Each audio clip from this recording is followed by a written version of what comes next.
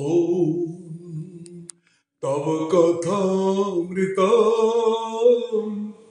तप्तजीवनम् कविभिरीरितम्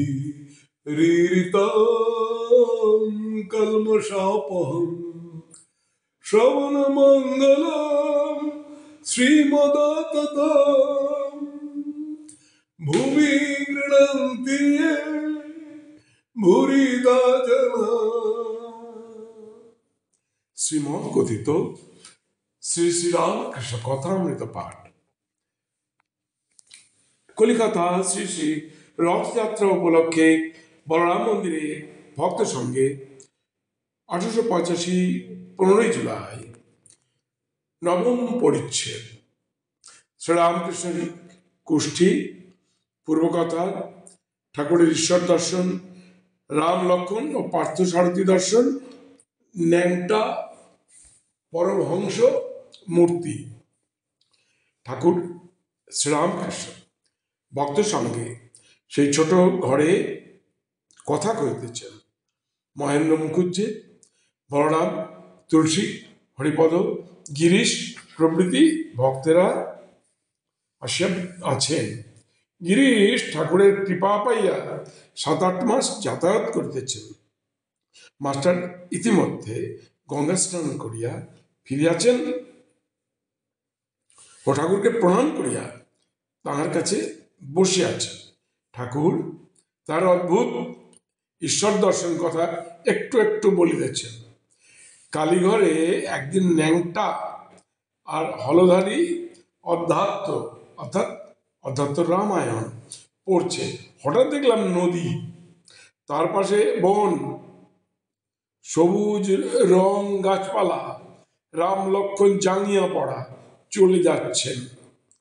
একদিন কুঠির সম্মুখে অর্জুনের রথ দেখলাম, সারথীর বেশে ঠাকুর বসে আছেন, সে এখনো মনে আছে। আরেকদিন দেশে কীর্তন হচ্ছে, সম্মুখে গৌরাঙ্গ মূর্তি। একজন ন্যাংটা সঙ্গে সঙ্গে থাকতো, তার সঙ্গে ফচকিমি করতুম খুব, তখন খুব হাসতুম। এই ন্যাংটো মূর্তি আমারই ভিতর থেকে বেরোতো, পরমহংস মূর্তি বালকের ন্যায়। ঈশ্বরীয় রূপ কত যে দর্শন হয়েছে তা বলা যায় না। সেই সময় বড় পেটের ব্যামো, ওই সকল অবস্থায় পেটের ব্যামো বড় বেড়ে যেত, তাই রূপ দেখলে শেষে থুতু করতাম, কিন্তু পেছনে গিয়ে ভূতে পাওয়ার মতো আমায় আবার ধরতো। ভাবে বিভোর হয়ে থাকতাম, দিন রাত কোথা দিয়ে যেত।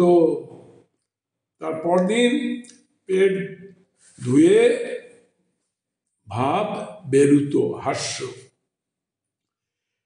গিরিশ হাসে, আপনার কুষ্ঠি দেখছি। শ্রীরামকৃষ্ণ সহাসে, দ্বিতীয়ার চাঁদে জন্ম আর রবি চন্দ্র বুধ, এছাড়া আর কিছু বড় একটা নাই। গিরিশ, কুম্ভ রাশি, কর্কট আর বুধে রাম আর কৃষ্ণ, সিংহে চৈতন্য দেব। গিরিশচন্দ্র, শ্রীরামকৃষ্ণ, দুটি স্বাদ ছিল। প্রথম, ভক্তের রাজা হব। দ্বিতীয়, সুটকে সাধু হব না। শ্রীরামকৃষ্ণের কুষ্ঠি। ঠাকুরের সাধন কেন? ব্রহ্মজনী দর্শন। গিরিশ সহাস্যে, আপনার সাধন করা কেন? শ্রীরামকৃষ্ণ সহাস্যে, ভগবতী শিবের জন্য অনেক কঠোর সাধন করেছিলেন। পঞ্চতপা, শীতকালে গায়ে জলে গা বুড়িয়ে থাকা, সূর্যের দিকে এক দৃষ্টে চেয়ে থাকা। স্বয়ং কৃষ্ণ রাধা যন্ত্র নিয়ে অনেক সাধন করেছিলেন।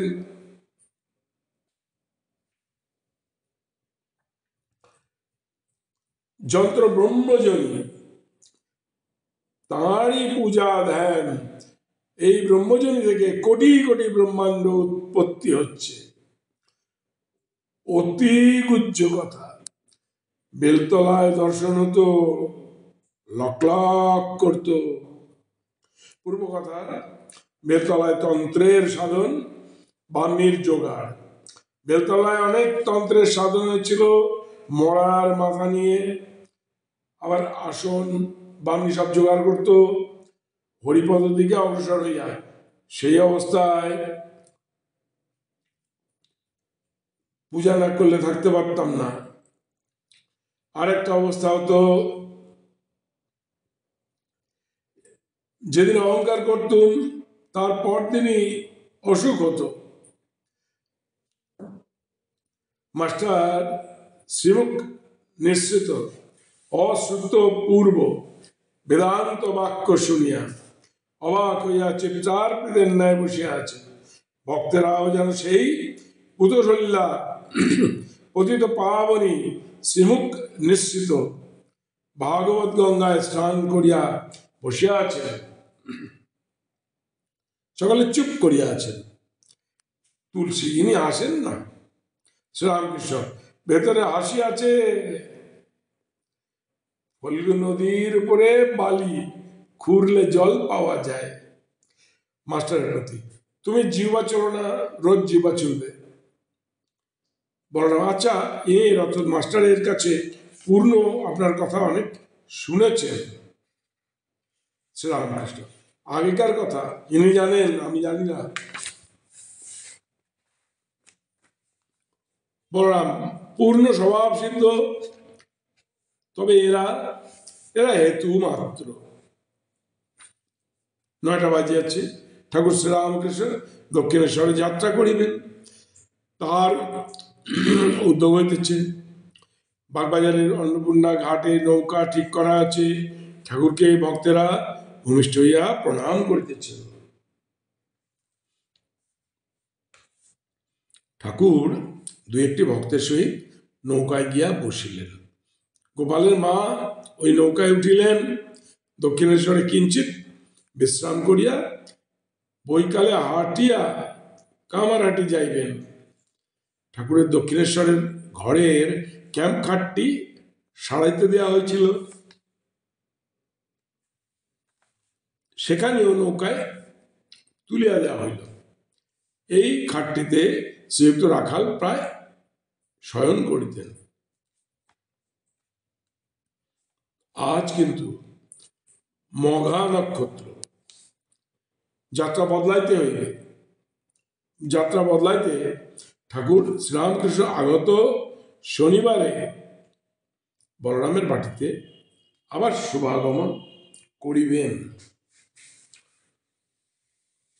ওম নিরঞ্জনং নিত্যমনন্তরূপম ভক্তানুকম্প ধৃতবিগ্রহং বৈ ঈশাবতারং পরমেশমিতং তং রামকৃষ্ণ শিরসা নমামি।